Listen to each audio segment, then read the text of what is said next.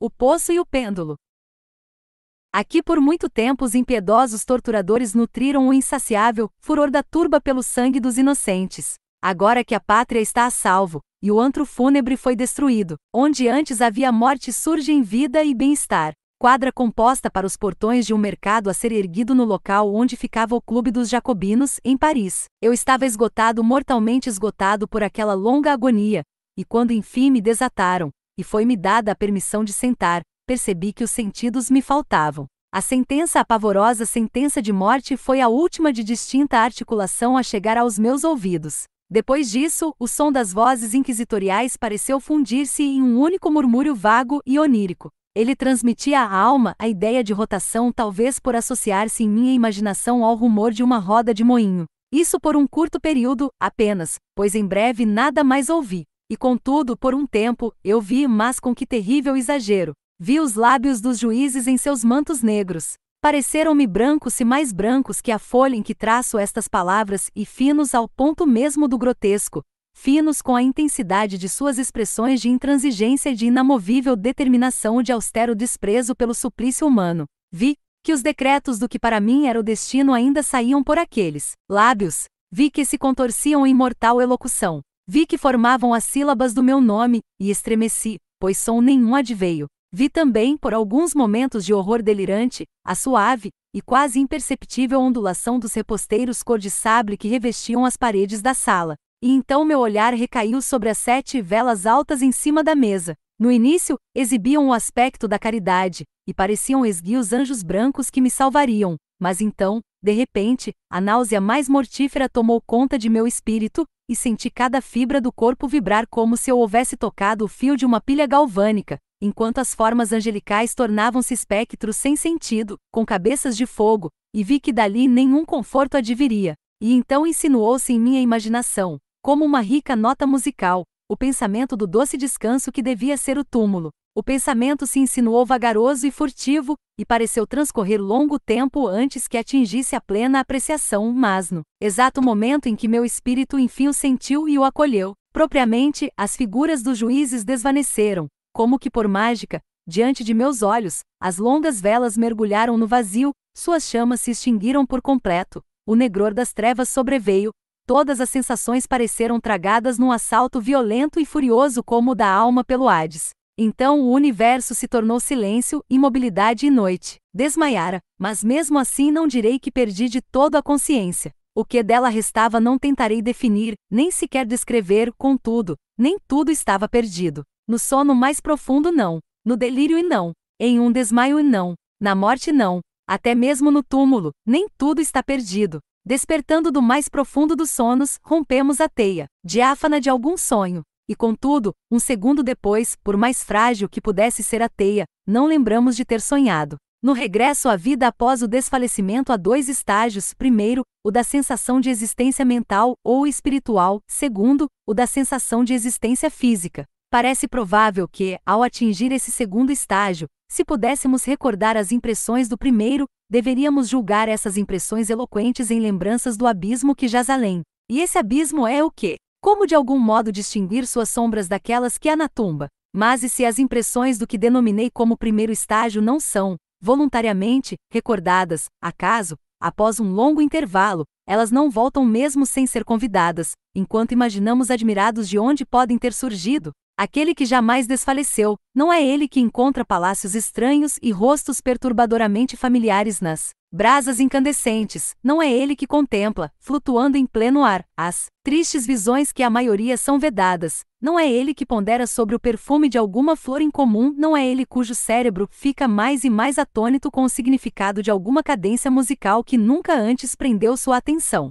Em meio aos frequentes e diligentes esforços por lembrar e em meio às obstinadas lutas para recuperar alguma recordação do estado de aparente inexistência em que minha alma mergulhara, houve momentos em que sonhei com o êxito, houve períodos breves, muito breves, em que conjurei lembranças que, segundo me assegura a razão lúcida de uma época posterior, poderiam referir-se apenas àquela condição de aparente inconsciência. Essas sombras de memória evocam, vagamente, figuras altas que me ergueram e me carregaram em silêncio, descendo mais até que uma medonha vertigem me oprimiu ante a mera ideia da natureza interminável da descida. evocam também um vago horror em meu coração, por conta da anormal tranquilidade desse mesmo coração. Então segue-se uma sensação de súbita imobilidade de todas as coisas, como se aqueles que me carregavam, um cortejo espectral, houvessem ultrapassado, em sua descida, os limites do ilimitado, e parado com a exaustão do esforço hercúleo. Depois disso vem-me à mente horizontalidade e umidade, e então tudo é insanidade. A insanidade de uma lembrança se insinua em meio a coisas proibidas. Muito subitamente regressaram-me à alma movimento e som, o tumultuoso movimento do coração, e aos meus ouvidos, o som de seu batimento. Então uma pausa em que tudo é vácuo. Então outra vez som, e movimento, e tato, uma sensação de formigamento permeando meu corpo. Então a mera consciência da existência, sem pensamento, condição que durou longamente. Então, muito subitamente, pensamento, e trêmulo terror, e obstinado esforço de compreender meu verdadeiro estado. Então um forte desejo de mergulhar na insensibilidade. Então uma violenta reanimação da alma e um vitorioso esforço de me mover. E depois a completa lembrança do julgamento, dos juízes, dos negros reposteiros, da sentença, do esgotamento, do desfalecimento. Então o total esquecimento de tudo que se seguiu, de tudo que um dia posterior, e grande obstinação de esforço possibilitaram-me vagamente recordar. Até esse momento, eu não abrirá os olhos. Senti que jazia de costas, desatado. Estiquei a mão, e ela caiu pesadamente sobre alguma coisa úmida e dura. Deixei-me aí ficar por vários minutos, enquanto me empenhava em imaginar onde e no que podia estar. Ansiava, e contudo não ousava, empregar a visão. Aterrorizava-me o impacto inicial dos objetos em torno de mim. Não que eu temesse ver coisas horríveis, mas fui invadido por um crescente pavor de não haver nada para ver. Finalmente, com descontrolado desespero no coração, abri rapidamente os olhos. Meus piores pensamentos foram, então, confirmados. O negror da noite eterna me engolfava. Lutei para respirar. A intensidade das trevas parecia me oprimir e sufocar. A atmosfera era intoleravelmente opressiva. Continuei deitado, imóvel, e esforcei-me por exercitar a razão. Evoquei em minha mente o processo inquisitorial, e tentei a partir desse ponto inferir minha real condição. A sentença fora proferida, e a mim me pareceu que um intervalo muito longo de tempo transcorrera desde então. Contudo, nem sequer por um momento supus que estivesse morto de fato. Tal suposição, não obstante o que lemos na ficção, é completamente inconsistente com a existência real. Mas onde e em que estado eu me encontrava? Os condenados à morte, eu sabia, eram normalmente executados nos autos de fé, e um desses fora realizado na exata noite de meu julgamento. Estaria eu sendo mantido sob custódia em meu calabouço, a fim de aguardar o sacrifício seguinte, que não teria lugar senão dali a muitos meses? Percebi na mesma hora que tal não podia ser. As vítimas haviam sido reclamadas de imediato. Além do mais, meu calabouço, assim como as celas de todos os condenados em Toledo, tinha piso de pedra, e a luz não era completamente excluída. Uma assustadora ideia agora de repente fez o sangue fluir incontrolavelmente em meu coração, e por um breve período, mais uma vez recaí na insensibilidade. Assim que me recuperei, fiquei de pé na mesma hora, tremendo convulsivamente em cada fibra. Agitei os braços freneticamente acima e em torno de mim, em todas as direções. Nada senti, contudo, hesitava em dar um passo, com receio de ser bloqueado pelas paredes de uma tumba. O suor brotava de cada poro, e formava grossas gotas em minha fronte. A agonia do suspense cresceu até se tornar intolerável, e cuidadosamente me movi para a frente, com os braços estendidos, e meus olhos esforçando-se em suas órbitas, na esperança de captar algum débil raio de luz. Avancei vários passos,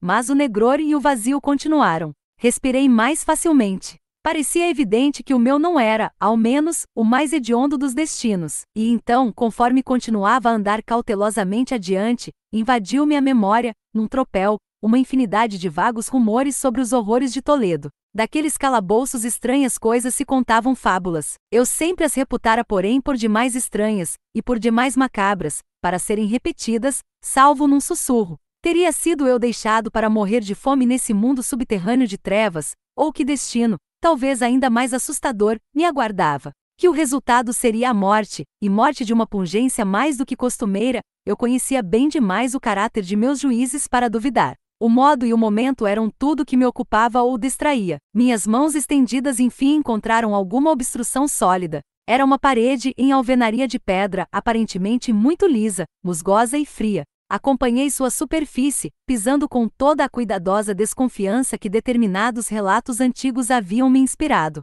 Esse processo, entretanto, não me possibilitou meio algum de averiguar as dimensões de meu calabouço, uma vez que podia completar seu circuito e regressar ao ponto onde começara, sem dar-me conta do fato. Tão perfeitamente uniforme parecia a parede. Procurei desse modo a faca que havia em meu bolso, quando levado à câmara inquisitorial, mas ela se fora. Minhas roupas haviam sido trocadas por um camisolão de sarja grosseira. Meu pensamento fora forçar a lâmina em alguma minúscula fenda da alvenaria, de modo a identificar o ponto de partida. A dificuldade, todavia, era apenas trivial, muito embora, na desordem de minha imaginação, parecesse em princípio insuperável. Rasguei um pedaço da bainha em meu hobby e dispus a tira de comprido, em ângulo reto com a parede. Ao tatear meu caminho em torno da prisão, não teria como deixar de encontrar o trapo quando completasse o circuito. Assim, ao menos, raciocinei. Mas eu não contará com a extensão do calabouço, ou com minha própria debilidade.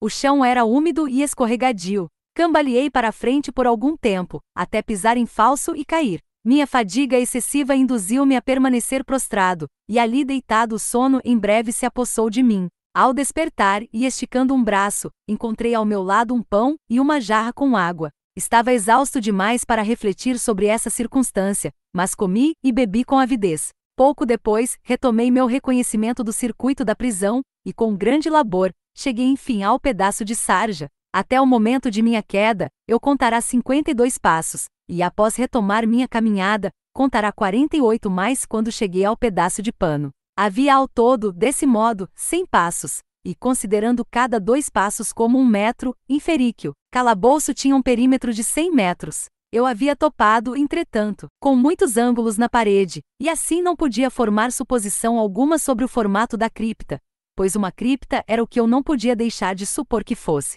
Eu tinha pouco propósito, certamente nenhuma esperança nessas investigações, mas uma vaga curiosidade impeliu-me a continuá-las. Deixando por ora a parede, decidi cruzar a área de meu cárcere. No início procedi com extrema cautela, pois o chão, embora aparentemente de material sólido, era traiçoeiro devido ao musgo. Finalmente, entretanto, tomei coragem, e não hesitei em pisar com firmeza, empenhando-me em atravessar numa linha a mais reta possível. Avançara 10 ou 12 passos dessa maneira, quando o que restava da bainha rasgada em meu hobby enroscou-se entre minhas pernas. Pisei nela e caí violentamente de bruços. Na confusão, preocupando-me com minha queda, não me dei conta imediatamente de uma circunstância um tanto alarmante, que, contudo, poucos segundos depois, e enquanto eu ainda jazia prostrado, prendeu minha atenção. Foi o seguinte: meu queixo estava pousado no chão da prisão, mas meus lábios, e a parte superior de minha cabeça, embora aparentemente com uma elevação inferior à do queixo,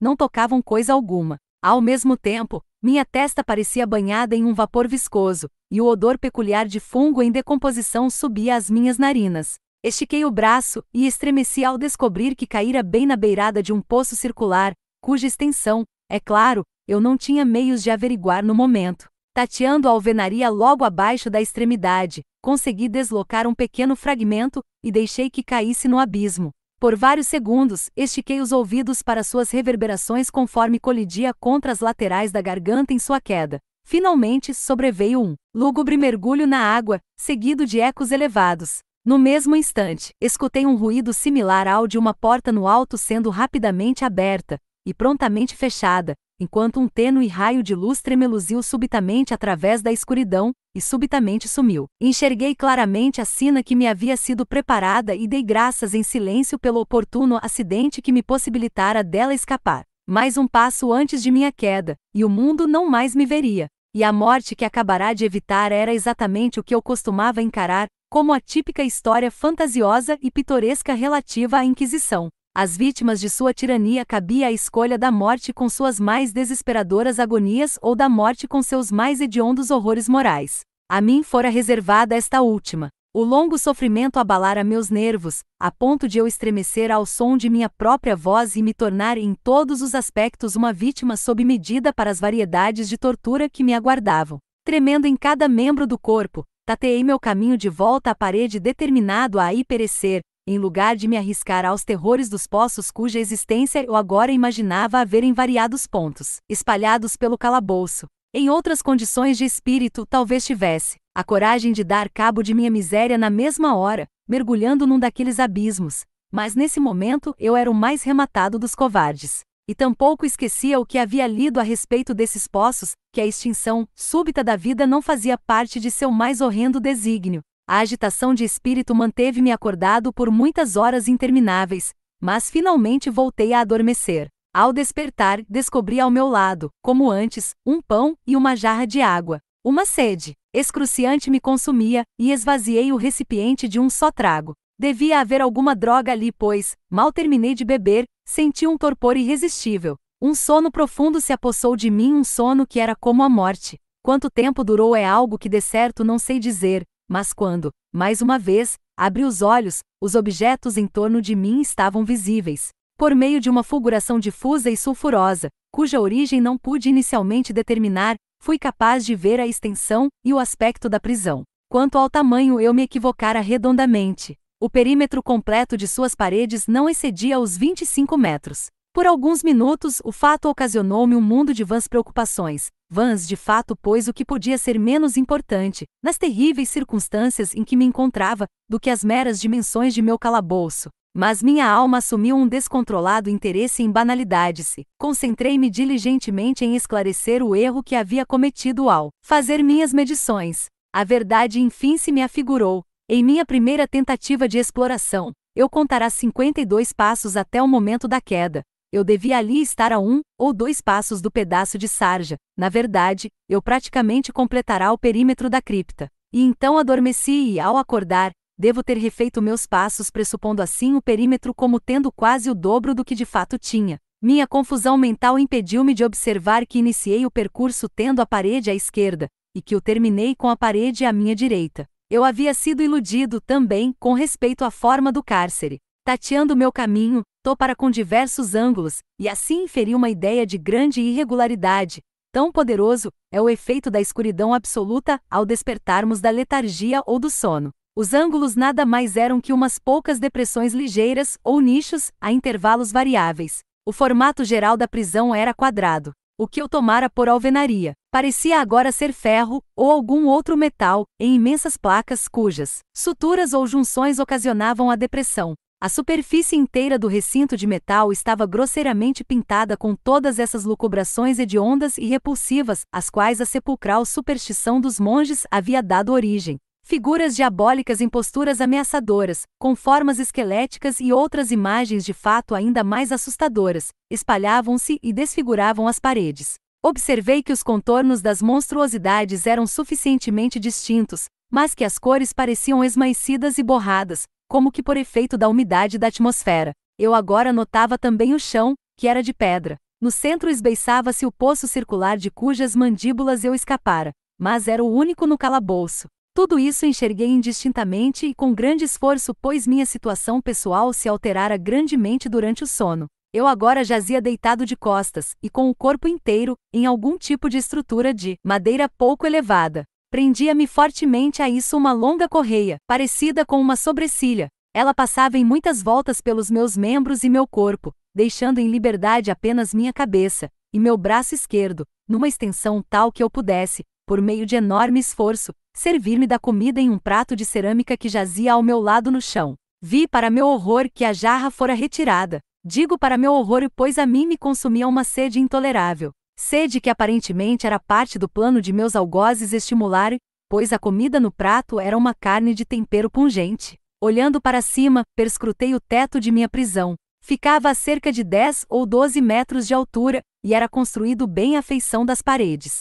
Em um de seus painéis uma figura muito singular captou minha completa atenção. Era a figura pintada do tempo como é normalmente representado, salvo que, em lugar da foice, segurava o que, a um olhar casual, supus ser a imagem pintada de um imenso pêndulo, tal como se vê em relógios antigos. Havia alguma coisa, entretanto, na aparência dessa máquina que me levou a olhar para ela mais atentamente. Enquanto eu a fitava diretamente, pois sua posição era imediatamente acima de onde me encontrava, julguei vê-la se movimentar. Um instante depois minha imaginação foi confirmada. Seu vai-vem foi breve, e é claro, vagaroso. Fiquei olhando por alguns minutos para aquilo, em certa medida com medo, porém antes admirado. Cansando-me enfim de observar seu moroso movimento, desviei os olhos para os outros objetos na cela. Um ligeiro ruído chamou minha atenção, e, olhando para baixo, vi inúmeros ratos enormes passando pelo chão. Haviam saído do poço, que eu mal podia enxergar à minha direita. Mesmo então, enquanto os observava, eles subiam aos bandos, apressados, com olhos famintos, atiçados pelo cheiro da carne. Desse momento em diante foi-me exigido tremendo esforço e concentração para espantá-los. Isso talvez tenha se dado meia hora antes, ou quem sabe 1 hora, pois me era impossível manter uma percepção senão imperfeita do tempo, que eu me pegasse dirigindo o olhar outra vez para o alto. O que vi nesse momento ocasionou-me confusão e assombro. O vai-vem do pêndulo aumentara em cerca de 1 metro de extensão. Como consequência natural, sua velocidade era também muito maior. Mas o que mais me perturbou foi a ideia de que havia perceptivelmente descido. Eu observava agora com que horror é desnecessário dizer que sua extremidade inferior era formada por um crescente de aço cintilante, com cerca de 30 centímetros de extensão de um corno a outro, os cornos curvados para o alto, e a parte de baixo evidentemente tão afiada quanto uma navalha de barbeiro. Como uma navalha igualmente, parecia maciça e pesada,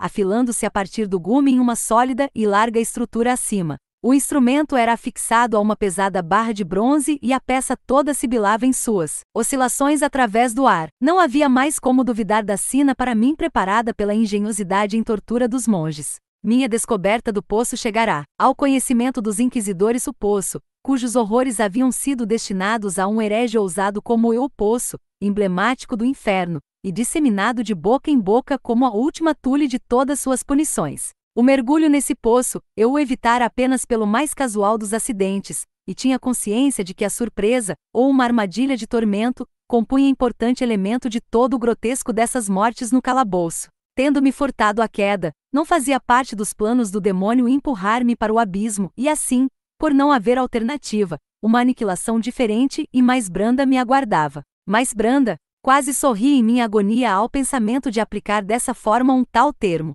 De que adianta contar sobre as horas intermináveis de horror mais do que mortal, durante as quais fiquei a enumerar as sibilantes oscilações do aço, polegada por polegada, linha por linha, com um avanço descendente apreciável apenas a intervalos que se davam como eras, descendo, descendo. Dias se passaram, podia ter acontecido de muitos. Dias terem se passado até se deslocar tão próximo de mim que me abanava com seu acre hálito. O odor do aço afiado invadiu-me as narinas. Orei e enfastiei os céus de tanto orar por uma descida mais rápida. A fúria da loucura se apossou progressivamente de mim e lutei para forçar o corpo contra o vai-vem da temível cimitarra. E então fiquei subitamente calmo, e aguardei sorrindo a morte cintilante, como uma criança diante de algum raro bibelô. Houve mais um outro intervalo de total insensibilidade, foi breve, pois, ao voltar de novo à vida, mais nenhuma descida perceptível do pêndulo se fazia notar. Mas podia acontecer de ter sido longo, pois eu sabia haver demônios observando o meu desfalecimento,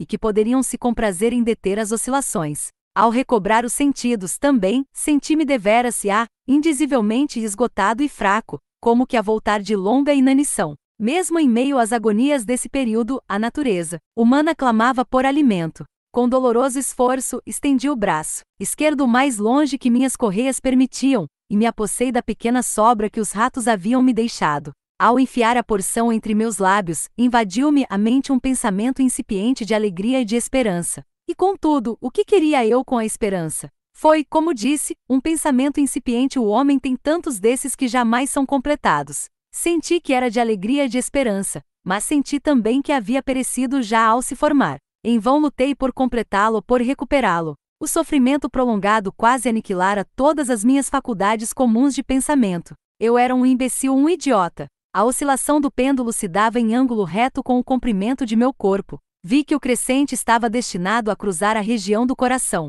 Iria desfiar a sarja de meu robe e iria voltar e repetir a operação outra vez e outra vez. Não obstante o vai-vem terrivelmente extenso, cerca de 10 metros ou mais, e o vigor sibilante de sua descida, suficiente para cindir as próprias paredes de ferro, ainda assim o esfiapar de minha roupa seria tudo o que, por vários minutos, ele realizaria. E ao me sobrevir esse pensamento, hesitei. Não ousava ir além dessa reflexão. Demorei-me nele com uma atenção obstinada, como se, ao fazê-lo, pudesse manter aí a descida do aço. Forcei-me a ponderar sobre o som do crescente quando passasse através do pano e sobre a peculiar sensação de estremecimento que a fricção de tecido produz nos nervos. E ponderei sobre toda essa frivolidade até ficar com os nervos à flor da pele. Descendo lenta e regularmente. Extraí um prazer maníaco de contrastar seu movimento para baixo com sua velocidade lateral. Para a direita, para a esquerda, por toda parte guinchando como um espírito maldito. Em meu íntimo, com o passo furtivo do tigre. E alternadamente ria e gemia, conforme uma ou outra ideia ganhava a predominância. Descendo resolutamente, descendo inexoravelmente. Ele vibrava a um palmo de meu peito. Lutei violentamente e furiosamente para liberar meu braço esquerdo. Estava livre apenas do cotovelo à mão. Eu conseguia esticá-la, pegando do prato ao meu lado e levando-a à boca, com grande esforço, mas nada além disso. Pudesse eu ter rompido as amarras acima do cotovelo, teria agarrado e tentado deter o pêndulo. Poderia perfeitamente ter tentado deter uma avalanche, descendo ainda incessantemente, ainda descendo, implacavelmente. Eu ofegava e me contorcia a cada vibração. Encolhia convulsivamente a cada oscilação. Meus olhos acompanhavam esses ciclos para os lados ou para cima com a avidez do mais absurdo desespero. Cerravam-se espasmodicamente ao vê-lo descer, embora a morte teria sido um alívio, quão inefável. Mesmo assim, eu estremecia em cada nervo de pensar quão insignificante bastava ser a descida do maquinário para precipitar aquele machado afiado e cintilante contra meu peito. Era a esperança que impelia os nervos a tremer, o corpo a encolher. Era a esperança que triunfa na tortura, que sussurra para o condenado à morte até mesmo nos calabouços da Inquisição. Percebi que mais 10 ou 12 oscilações trariam a lâmina a um contato efetivo com meu hobby, e ao observar isso de repente baixou sobre meu espírito toda a tranquilidade lúcida, serena, do desespero. Pela primeira vez, em muitas horas ou talvez dias eu pensava. Agora me ocorria que a amarra ou sobrecilha que me cingia era a única coisa. Eu não estava preso por nenhuma outra atadura. O primeiro golpe transversal daquela navalha em meia-lua contra qualquer parte da cinta a soltaria de tal modo que talvez eu pudesse livrá-la de meu corpo com o uso da mão esquerda. Mas quão terrível, nesse caso, a proximidade da lâmina, o resultado do mais leve esforço, quão mortal. Seria plausível, além do mais, que os subordinados do torturador não tivessem previsto e se precavido contra essa possibilidade? Haveria alguma probabilidade de que a faixa cruzasse meu peito no trajeto do pêndulo? Receando ver minha débil, e ao que tudo indicava, derradeira esperança frustrada, ergui ao máximo a cabeça para obter uma visão desobstruída de meu tórax. A sobrecilha envolvia estreitamente meus membros e meu corpo em todas as direções exceto no caminho do crescente aniquilador. Mal deixará cair a cabeça para trás em sua posição original, quando lampejou em minha mente o que não posso descrever melhor do que a metade informe daquela ideia de libertação a qual aludi previamente, e da qual apenas uma metade flutuava incertamente por meu cérebro quando eu levava a comida aos meus lábios em fogo. O pensamento todo agora se me apresentava fraco, no limiar da insanidade, no limiar da materialidade, mas ainda assim completo. Procedi de pronto a tentar sua execução, com a energia nervosa do desespero. Havia horas que a proximidade imediata da estrutura baixa de madeira, na qual eu jazia literalmente enxameava de ratos. Selvagens, ousados, famintos, seus olhos vermelhos brilhando em minha direção como se só esperassem a imobilidade de minha parte para tornar-me sua presa.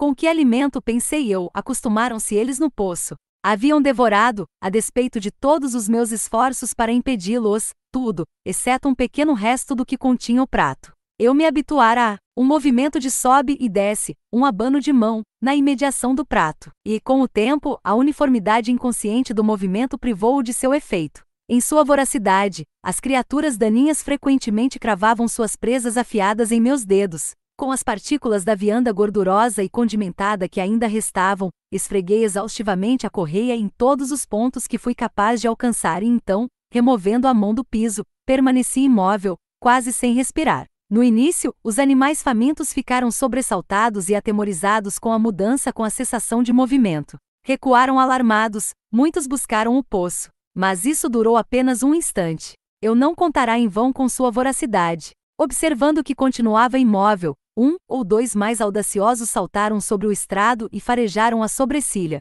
Isso pareceu a deixa para um tropel generalizado. Vieram correndo do poço em novos bandos. Agarraram-se à madeira, correram sobre ela e pularam a centenas em cima de mim. O movimento rítmico do pêndulo não os perturbou nem um pouco. evitando seus golpes, ocupavam-se com a amarra besuntada, pululando e enxameando sobre mim em amontoados cada vez maiores, contorcendo-se por minha garganta, seus lábios frios tocando os meus. Eu quase sufocava com suas hordas fervilhantes. Um asco para o qual o mundo não tem nome entumeceu meu peito e enregelou, com uma pesada viscosidade, meu coração. Contudo, mais um minuto e eu sentia que a luta chegaria ao fim. Percebi claramente o afrouxamento da amarra. Sabia que em mais de um ponto ela já devia estar partida. Com resolução mais do que humana permaneci imóvel. Eu não havia errado em meus cálculos, eu não havia suportado aquilo em vão. Finalmente senti que estava livre. A sobrecilha pendeu em tiras de meu corpo, mas os golpes do pêndulo já se precipitavam sobre meu peito.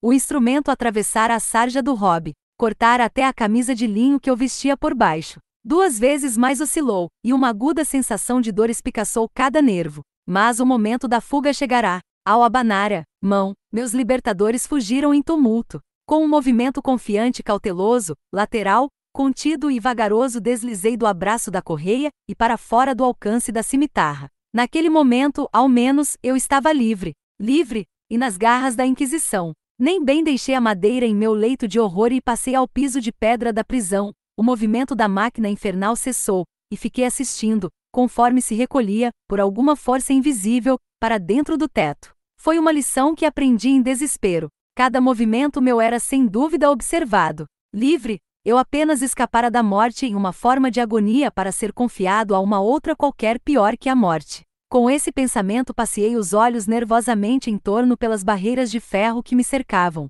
Alguma coisa incomum e alguma mudança que, de início, não pude perceber distintamente e isso era óbvio, havia ocorrido no ambiente. Por diversos minutos absorto em um transe trêmulo entreguei-me a conjecturas vãs e desconexas. No transcorrer desse período tomei consciência pela primeira vez da origem da luz sulfúrea que alumiava a cela. Ela provinha de uma fissura, com cerca de um dedo de largura, que se estendia por todo o perímetro da prisão na base das paredes, que desse modo pareciam, e de fato estavam, completamente separadas do piso. Tentei, mas certamente em vão, olhar através da abertura. Quando me levantava após a tentativa, o mistério da alteração na câmara veio-me subitamente à compreensão. Eu observara que, embora os contornos das figuras nas paredes fossem suficientemente nítidos, as cores contudo pareciam borradas e indefinidas. Mas essas cores haviam assumido agora, e assumiam progressivamente, a cada momento, um brilho assustador e mais intenso, que emprestava às imagens espectrais e diabólicas um aspecto que teria talvez abalado nervos até mais firmes que os meus.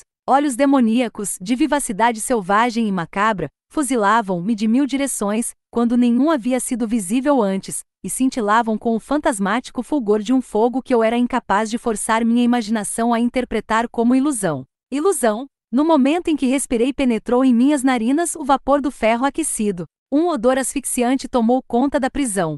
Uma incandescência mais profunda ardia a cada momento naqueles olhos que se arregalavam para minhas agonias. Um matiz mais rico de escarlate se difundia pelos horrores de sangue ali retratados. Eu ofegava, tentava respirar. Não restava dúvida quanto ao que tramavam meus carrascos os mais implacáveis, os mais demoníacos dos homens. Recuei do metal incandescente em direção ao centro da cela. Em meio aos pensamentos da iminente destruição pelo fogo, a ideia do frescor do poço invadiu minha alma como um bálsamo. Aproximei-me rapidamente de sua beirada mortal. Lancei o olhar para suas profundezas. O fulgor do teto inflamado iluminava seus recessos mais ocultos. E contudo, em um momento de desvario, meu espírito se recusou a compreender o significado do que vi. Após um instante enfim aquilo se impôs, aquilo abriu caminho à força até minha alma e aquilo ficou marcado a ferro e fogo em minha razão trêmula.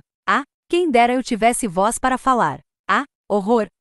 Qualquer outro horror que não aquilo. Com um uivo, fugi da beirada, e enterrei o rosto nas mãos chorando amargamente. O calor aumentou rápido, e mais uma vez ergui o rosto, tremendo como que num acesso de febre. Uma segunda mudança se efetuara na cela e agora a mudança era obviamente na forma. Como antes, foi em vão que de início empenhei-me em avaliar ou compreender o que estava ocorrendo. Mas a dúvida não persistiu por muito tempo. A vingança dos inquisidores fora precipitada por minha dupla fuga, e puseram basta ao meu flerte com o rei dos terrores. O recinto, antes, era quadrado. Agora eu via que 2 de seus ângulos de ferro estavam agudos, os outros 2, consequentemente obtusos. A assustadora diferença aumentava rapidamente com uma reverberação grave, um som de gemido. Em um instante o ambiente alterara seu formato para o de um losango. Mas a mudança não parou por aí, eu não esperava nem tampouco desejava que o fizesse. Eu teria sido capaz de estreitar as paredes vermelhas junto ao peito como se fossem as vestes da paz eterna. Morte, eu disse, qualquer morte exceto o poço. Tolo! Como podia eu ignorar que era para dentro do poço que o ferro em brasa visava me impelir? Seria eu capaz de resistir à sua incandescência? Ou, mesmo que pudesse, como conseguiria resistir à sua pressão? E então, cada vez mais achatado se tornava o losango, com uma rapidez que não me deixava mais tempo algum para a contemplação. Seu centro e, é claro, sua maior largura, debruçavam-se na beira da bocarra, escancarada. Recuei, mas as paredes se fechando me empurravam para a frente, era inútil resistir, até que por fim, para o meu corpo queimado e contraído, já não havia mais do que uma polegada onde pesar no sólido chão da prisão. Desisti de lutar, mas a agonia de minha alma buscou desafogo em um agudo, prolongado e derradeiro grito de desespero. Senti que cambaleava sobre a borda, desviei os olhos. De repente o burburinho dissonante de vozes humanas. De repente o sopro estridente de inúmeras cornetas. De repente o rangido áspero como de 1000 trovões.